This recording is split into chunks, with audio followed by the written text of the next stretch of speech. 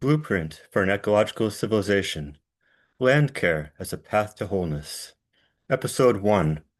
Calling Back the Salmon. Written and narrated by Stephen Leslie.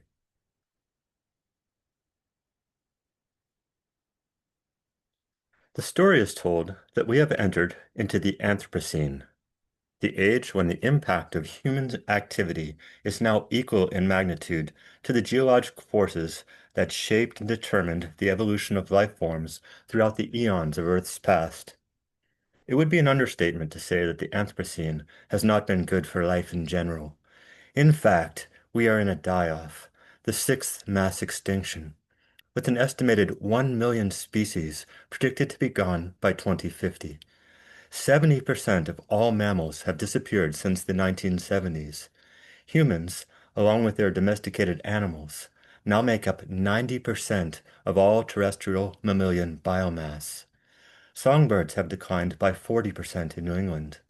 We are said to be in an insect Armageddon, with regions such as Germany's Black Forest reporting drops in invertebrate populations as high as 75%.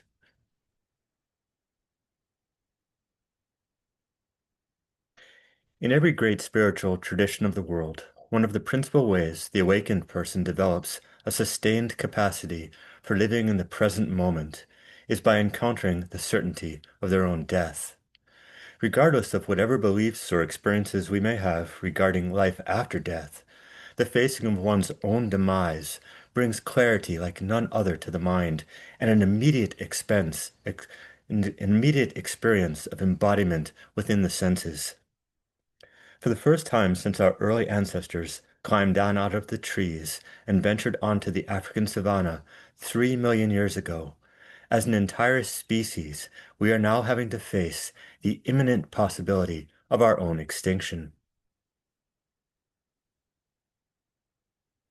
As this information becomes more widely known, it may drive a lot of people to act insane.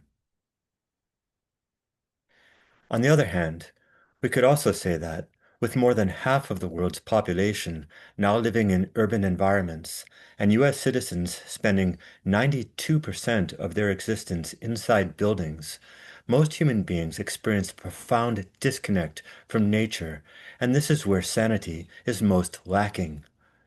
The inevitable collapse of the industrialized world might just lead us to a more sane, collectively shared worldview. It all depends on how we mitigate and adapt right now. We most certainly have the gravest reasons to be concerned. Chaotic weather fueling drought, fire, flood, heat waves, pandemics, superstorms, and rising seas all point to the imminent failure of industrial agriculture, which means the collapse of global civilization. Food and water and energy shortages seem unavoidable. Massive displacement of people will follow. It is reported by sociologists that it only takes 7 missed meals to go from calm to chaos and bring the masses out to riot in the streets. Famine breeds war. The process of land degradation was set in motion 12,000 years ago when humans first began to transition from hunter-gatherers to agriculturalists. Since then, we have degraded half of the Earth's land surface. Soil is the foundation of all terrestrial life. Along with the oceans, the ecosystems of forests and grasslands that once covered the world played a key role in regulating the stability of the planetary climate system. 1/3 of all atmospheric carbon released since 1750 has come from land degradation. Entire soil ecosystems have been driven extinct. We have removed grazing animals from the land and placed them in confinement. We subsidize farmers to grow corn, only to produce ethanol and high fructose corn syrup. We export hog and cattle feed instead of feeding our own nation. Prairie soils, once 10 feet deep, swiftly erode away.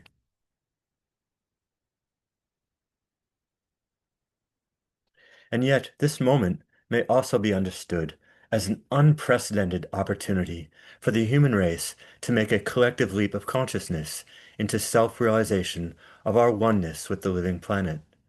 Abrupt, irreversible climate change, as its name attests, is now upon us. This is driving an accelerated cultural evolution.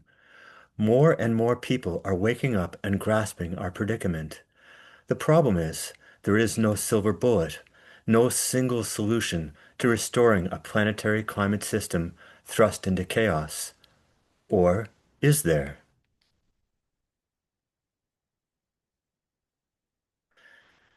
The contention of this narrative is that the solution to every environmental and social problem we face can be found in the firmament beneath our feet. The key to human flourishing on planet Earth lies in unlocking the secrets of the soil building processes and realigning our civilization to proactively engage with them. Our species has accomplished extraordinary technical feats and cultural achievements. We are by far the most successful and fantastically bizarre example of socially organized complex organisms to hit the evolutionary stage. Yet somewhere along the way, we lost sight of our fundamental relationship to the rest of the web of life. We've broken everything down to constituent pieces and no longer have a shared cultural experience of being parts of the whole.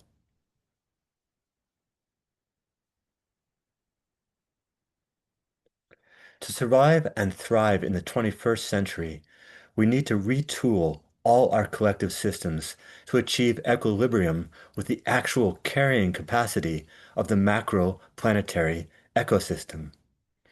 It is hard to imagine such a seismic societal paradigm shift happening without a concomitant shift in our collective consciousness. Reimagining our relationship to soil presents us with a roadmap to move beyond our current status quo of crisis management.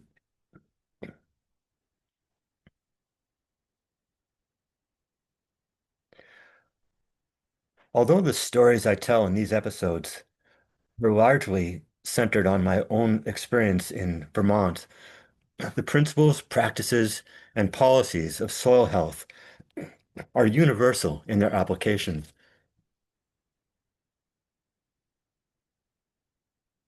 Out of the cauldron of climate chaos, can we forge an ecologically regenerative civilization?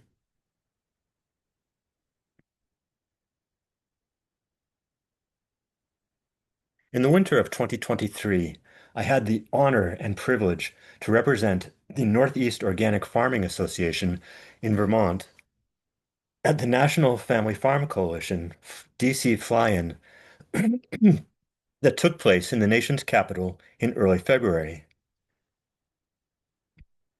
NFFC representatives had the opportunity to meet with congressional staffers and House members. For my part, I spoke about the trend of massive consolidation in the dairy sector in my home state of Vermont. 5,000 dairies in 1975 to less than 500 in 2025, all while maintaining the same number of cows and producing approximately the same volume of milk. I spoke up for the migrant workers, often forced to live and work in subpar conditions on the large farms. I described my own small, diversified, and value-added dairy farm, and how we have seen steady improvements in soil health and yields through stacking soil health practices. On the last morning of the DC trip, while taking breakfast at the hotel, I had a conversation with a fellow NFFC delegate, Leonardo, a Yupik fisherman, farmer activist, and CPA from Alaska. Leo told me some of his life journey, stories that reflected the deep resilience of the Yupik people. Many of the Yupik are still living a traditional life of seasonal hunting and fishing. They're still meeting their basic subsistence needs in one of the harshest climates on the planet by utilizing ingenious technologies that are thousands of years old. Leo related how the salmon are moving further north with the warming of the ocean, and how this is disrupting the traditional patterns of subsistence. Later, in the course of our conversation, as I described the steps we were taking to restore our farmland, Leo listened avidly, and when I was finished, he proclaimed, "You are calling back the salmon."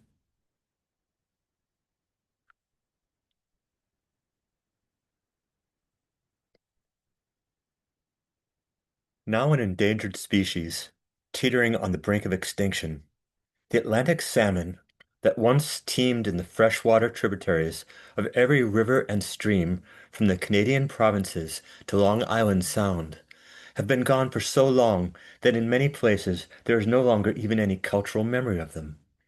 They have all but disappeared from their former range, with only a dwindling remnant population still finding their way up a handful of waterways in central and eastern Maine. The species is also found on the eastern side of the Atlantic, with a range that once spanned from the Nordic countries to the coasts of Portugal. Fish, pool, fish born in pools in the highlands of Scotland make the trek all the way across the northern Atlantic to Greenland and back again. In the 1960s, it was discovered that the cold, nutrient-rich waters off the coast of Greenland were the favored feeding grounds of salmon from all points. Overfishing soon took a heavy toll on the entire population. Prior to European settlement, the continent, prior to European settlement of the continent, the Atlantic salmon was a keystone species in the northeast of the current US. This ray-finned fish was a critical food source for the indigenous peoples of this region. Nor was the fish any less vital for a host of 100 other species that fed directly on them. Other cold water fish, such as trout, hunt for the juvenile fish. Patient herons spear them. On land, the seasonal migration was eagerly attended by bear, otter, wolf, eagle, and osprey. It is said that harbor seals used to follow the sea-run fish for 50 miles upriver from the sea. These land predators would distribute ocean resources derived from eating the fish throughout the forest, which in turn fed the soil biome of the trees. In years when there was a good salmon run, the trees would develop thicker growth rings. Out west in the high mountains, bighorn sheep have been found to have the nitrogen carried up from the ocean by salmon in the fiber of their flesh. Ultimately, this fish was important for the forest ecology in its entirety.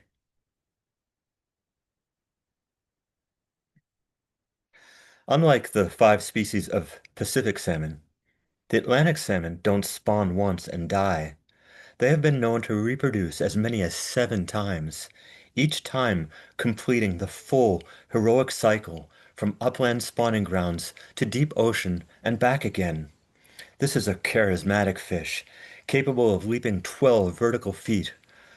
While an average wild-caught fish these days is 28 inches long and weighs 12 pounds, extraordinary individuals have measured over a yard long and weighed in at up to 100 pounds. They are the third largest fish of the Salmonidae family. Their binomial name, Salmo salar, harkens back to the Latin root meaning to leap. They are known to leap and frolic in the open ocean as if they were dolphins. This may be out of sheer exuberance, or it may be necessary training to prepare for the arduous climbs ahead over steps and falls. Atlantic salmon are anadromous, meaning they begin life in a freshwater environment, and then as they mature, they undergo a transformation that enables them to survive in the sea. Each time the fish returns to the sea, it must undergo a dramatic metamorphosis, with metabolic changes to its liver, gills, endocrine system, and skin to adapt to saltwater conditions. Some salmon in the Northeast are landlocked and return to the deep freshwater lakes such as Ontario, Mephremagog, and Champlain, and thereby forgo the shift. Salmon are predators. They travel about in schools feeding on smaller fish and crustaceans. They feast in the open water and build up rich fat reserves because they don't feed at all in their freshwater quest to return upriver. In autumn, a female salmon excavates a shallow depression with her tail and deposits up to 7,500 eggs in gravelly bottoms, followed by the male, who by this point has developed an extended hook formation on the lower jaw with which he must fight off competitors before he can fertilize the egg cluster with his cloud of milt. Afterwards, the female will again use the sweep of her tail to cover the eggs with gravel. The hatchlings, known as alevin, emerge with a little yolk sac attached to their bellies, from which they draw nutrition for several weeks. They remain hidden in the gravel bed or beneath large rocks. In their next phase, as they begin feeding on invertebrates, they take on true fish form and are called fry. As they grow, they develop the characteristic spots and vertical camouflage stripes of the par phase. At this stage, they still weigh less than 3 ounces. They will live and feed for the next 2 or 3 years in this freshwater stream habitat. All these juvenile permutations of salmon are vulnerable to predation from cold water fish, such as trout, and hunting birds like heron, making them an important food source for many other predatory species to thrive. Finally, when they have grown sufficiently to make the journey to the sea, they become smolt, signifying that they are ready to start a complete transformation that begins with arming their sleek bodies in a coat of mail with flashing silver scales. They usually begin their journey in late spring. Once in the open sea, they will spend another 1 to 4 years feeding and growing before they begin to feel the call to make the great migration back to the place of origin to spawn. New smolt will feed on zooplankton and the fry of herring, and begin to hunt bigger fish as they gain in size and weight. Many of the small fish the salmon consume feed primarily on zooplankton, which in turn are catching energy directly from the sun through photosynthesis. During this open sea phase of the life cycle, the salmon are an important food source for larger fish, such as tuna, swordfish, and sharks, as well as sea mammals. It is thought that salmon primarily use their extraordinary sense of smell to find their way back home, with a capacity to detect odor that is 1,000 times more powerful than any canine. Like many migratory species, they also rely on awareness of their location at any given moment in relation to the Earth's electromagnetic field, which provides additional information to their internal mapping system. At present, 400 dams block 90% of the rivers that once served as courses to upland spawning grounds. The Atlantic salmon were a keystone species that delivered ocean nutrients to forest ecosystems. Now the only salmon to be found in the Connecticut River or the landlocked lakes are from hatcheries. Most of these introduced salmon are not native fish. It used to be that 10% survival rate of wild fish, meaning they lived long enough to reproduce at least once, was considered a sustainable success rate. Currently, 1% of stocked fish are surviving to reproduction. Before Europeans began fishing cod off the north coast of North America in the 16th century, the salmon run brought hundreds of thousands of fish into the interior. The colonial settlement that followed the fishermen brought immediate and drastic disruptions to the freshwater habitat of salmon. This began with fur trappers clearing out the beaver, another keystone species integral to the maintenance of healthy riparian ecosystems. Beaver dams are not the physical impediment to salmon at any stage in the life cycle, and beaver ponds provide crucial winter habitat and summer feeding grounds for juvenile fish. Next came agriculture. which involved clear-cutting the upland forests to make pasture for ruminants and clearing and draining the bottomlands to grow crops. Annual rafting of saw logs downriver scoured stream channels. Rivers were intentionally straightened and cleared of stones to make the passage of the log drives easier.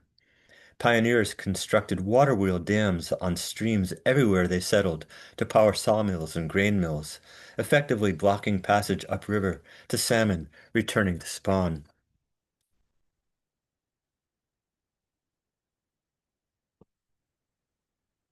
In the first half of the 19th century, the Industrial Revolution brought river-powered machine tool factories to the upper Connecticut River, further blocking the passage of all sea-run fish to the watersheds of the Green Mountains.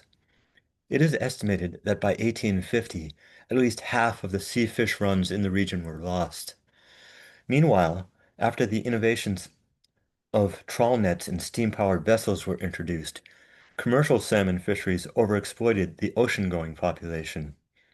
The U.S. fish industry even exported part of the catch to Europe, whose native populations of salmon were also dwindling. Sports fishing took a heavy toll on salmon. Even though fishing had begun to be regulated, salmon populations in the Northeast fully crashed at the turn of the 19th into the 20th century, with the fish declared extinct in Lake Ontario in 1896, and with no fish caught in Lake Champlain in 1900. Brook trout and rainbow trout moved in with greater numbers to fill the emptied niche. The introduction of industrial salmon fish farms in cold coastal habitats around the world beginning in the 1980s presents a modern threat to all salmon species and to the health of the oceans. In just one of these factory enclosures, 600,000 to 1 million domestic salmon are confined and fed a rich diet of pellets made from net-trawled fish caught off the coast of Chile, mixed with corn and soy.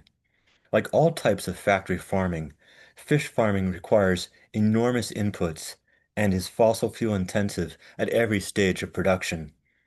The waste loads of these facilities degrades the environment.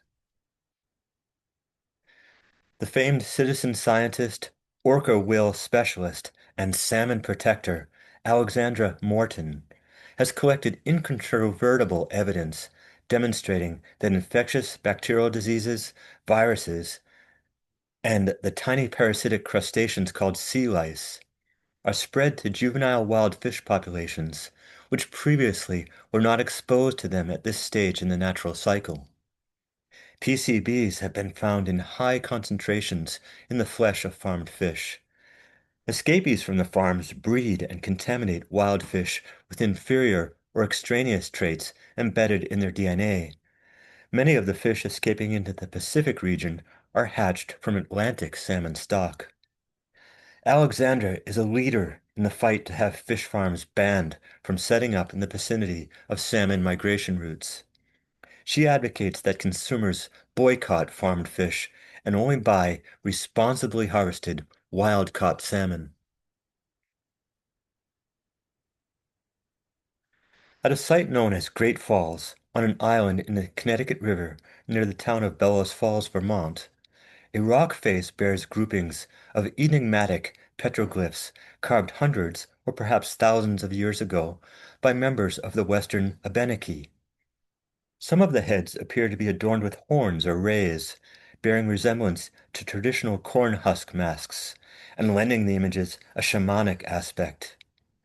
Great Falls was known as a terrific spot for harvesting the salmon run.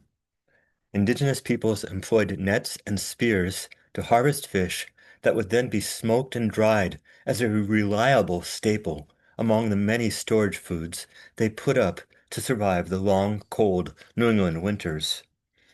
These ancient watchers on the rock face, now numbering 26, but it is believed many more were destroyed when part of the island was blasted with dynamite in the 19th century to construct a bridge, silently attest to the sacredness of this place and the powerful relationship that existed between the people and the fish.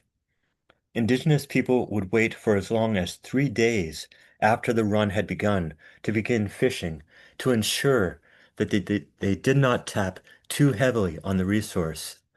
Feasting and dancing and celebrations of Thanksgiving accompanied the annual event.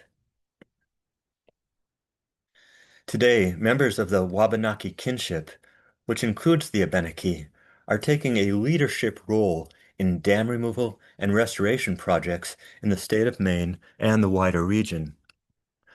For instance, the Penobscot Nation has taken a leadership role in the restoration of salmon to the Penobscot River, recognizing that the health of the salmon and the river is crucial to the tribe's cultural identity and dietary practices.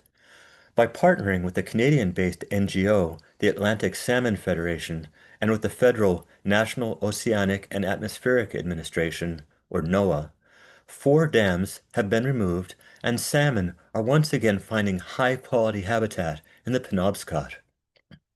The removal of the dams has also created a hotspot for whitewater recreational opportunities, bringing a boon of tourist dollars to the local economy.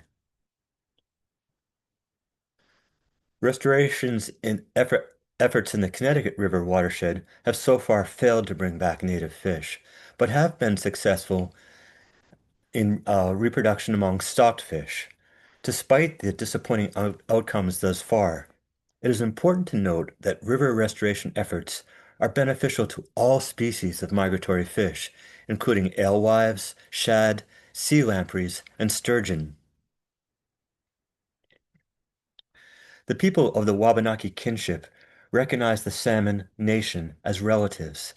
Historically, their cultural practices were an expression of their full participation in the ecology of the places where they lived.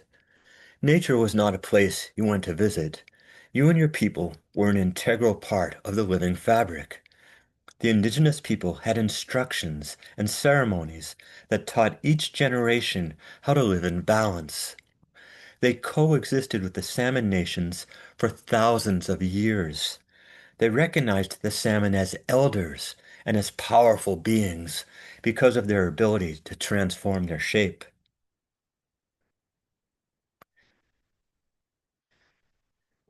If genocide is defined as the systematic destruction of a specific population or group, and if we accept the indigenous worldview that other species are a nation unto themselves, then we must conclude that the actions that have driven salmon to the brink of extinction over these last centuries of colonial settlement constitute a form of genocide. As such, any and all such actions that lead to the demise of the salmon should be declared illegal, with full reparations due to the species, including restoration of their habitat.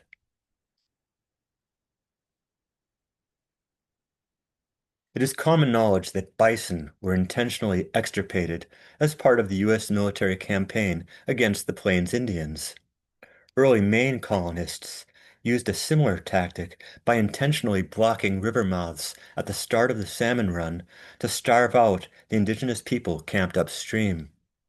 The destruction of salmon habitat and subsequent disappearance of sea-run fish is just one example of the multiple ways that settlement undermined the food sovereignty of indigenous peoples.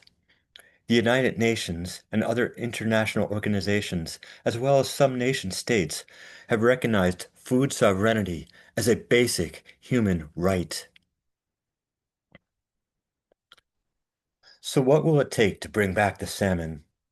The simple answer is this: we need to fix everything. These fish are the canaries in the coal mine, and their disappearance does not bode well for the rest of us. Their return would mark a new epoch and signal an end to the era of colonial settler extractivism. If we look at each stage within the life cycle of this magnificent shapeshifter of the waves, we can ascertain the definitive actions required to restore functional habitat at each stage of life that will enable the fish to resume their natural functions and to thrive. Atlantic salmon are a cold water fish. They prefer water temperatures at 17 Celsius, 62.7 Fahrenheit. However, fish stock harvested from Lake Meffermagog in northern Vermont for release in New York are showing promising signs of tolerance to the warmer temperatures which will assuredly accompany further climate change. We can cool the temperatures in our waterways by restoring riparian buffers. Overhanging trees create a natural shade that keeps streams cool. Ideal riparian buffers should be from 300 to 500 feet to serve as habitat and corridors for wildlife. Invasive species need to be suppressed and native species planted in their place. Old forests with tree stands 80 to 120 years of age or more in the Northeast ought to be protected to ensure sufficient habitat and water quality for the entire food web associated with salmon. Clear cutting and unchecked development and fragmentation all threaten the health and connectivity of woodlands. The sedimentation from soil loss associated with logging destroys spawning sites. The current prevalent practices of shelter wood, group selection, and clear cuts continue to threaten and degrade salmon habitat. Old forests slow down and infiltrate water during extreme precipitation events, which helps to stabilize gravel bars for salmon to set their redds for spawning. Paper mills and other polluting industries have historically contaminated prime salmon rivers. Sewage and municipal runoff continue to be a threat, especially during climate-driven precipitation events that overwhelm antiquated infrastructure. Undersized culverts and dams have created dead ends and roadblocks. For salmon to come back, society needs to stop emitting polluting effluent and the old dams need to come down. Some dams are vital to electric supply in rural regions. Alternative renewable sources of electric generation can be built, and in the meantime, effective fish ladders and lifts installed. Conventional farms that rely on chemical fertilizers and spread liquid manure on ag fields contribute annual loads of excess nitrate and phosphorus to the rivers and lakes of our region, causing multiple problems, most noticeably toxic blooms of blue-green algae. Annual tillage causes soil erosion and sedimentation of waterways. Pesticide applications to monocrops kill pollinators and aquatic life. These outdated and unnecessary practices ought to be replaced with organic regenerative soil health systems to ensure clean water and air and to restore biodiversity to farmland. Finally, the warming and acidification of oceans from excess greenhouse gas absorption threatens all marine life. Currently, the world's oceans have absorbed 90% of the carbon emitted into the atmosphere since 1750. Global systemic action to halt greenhouse gas emissions from the burning of fossilized carbon is necessary not only to save coral reefs from bleaching, but to save all life on Earth. Nature-based solutions that sequester carbon can be employed around the planet to restore the carbon and hydrologic cycles and bring the planetary climate system back into balance while relocalizing food production and food sovereignty in every region. In short, if we want to bring back the Atlantic salmon, we need to repair our world. Wherever restoration efforts are successful and the fish return, we know we are on the right path, the path of life. To bring back the salmon, we need to start thinking like a watershed. Every intact ecosystem is an immense, biotic machine full of unfathomable power. Whenever we move in and start disassembling the components, we diminish that power. We must learn to holistically braid our food and energy and manufacturing systems into that power so they become renewable, regenerative, and relocalized. In the mythology of ancient Ireland, certain salmon were said to have gained omniscience by eating hazelnuts from the well of wisdom. Anyone skilled enough to catch such a salmon could gain that wisdom by eating its flesh. Now more than ever, we need the wisdom of the salmon. It is time for us all to become the healers and work together to restore this land. It is time to call back the salmon.